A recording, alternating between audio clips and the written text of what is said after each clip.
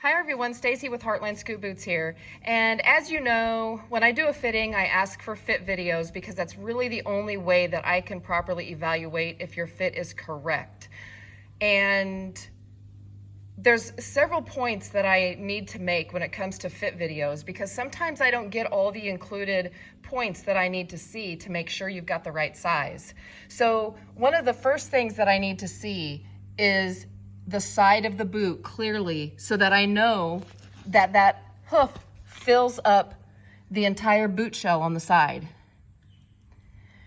The other thing that's really important for me to see is the front toe gap, and I can't see that with the toe straps and the mud strap in the way. So when you're doing your fitting, make sure you unfasten those toe straps and pull them back for me so I can see where the toe is situated in the front of the boot and also this front toe gap. The other critical area when I'm doing these fittings, especially on the Enduros, is the view from the back. And I need to see a clear view so that I can make sure that the boot shell is snug to the hoof wall as it is in this situation. It's sometimes hard to make sure to get this view because it's often shadowed just due to the horse or the sun or you're in the barn, but make sure I can get that view. Sometimes people are able to pick up the foot and get me a really nice view as well. So if you need to do that, go ahead and give that a try as well.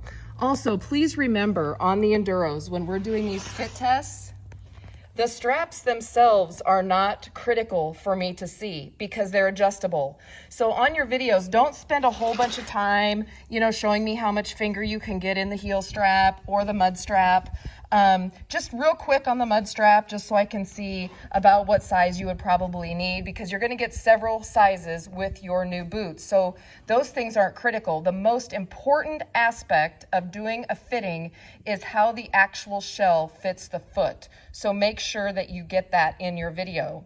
Then, of course, there's the twist test, and that's the last test that I need to know. I don't need to see the video because it's a little bit difficult for most people to get a video while they're holding their horse's foot and doing the twist test at the same time. I'm doing it here.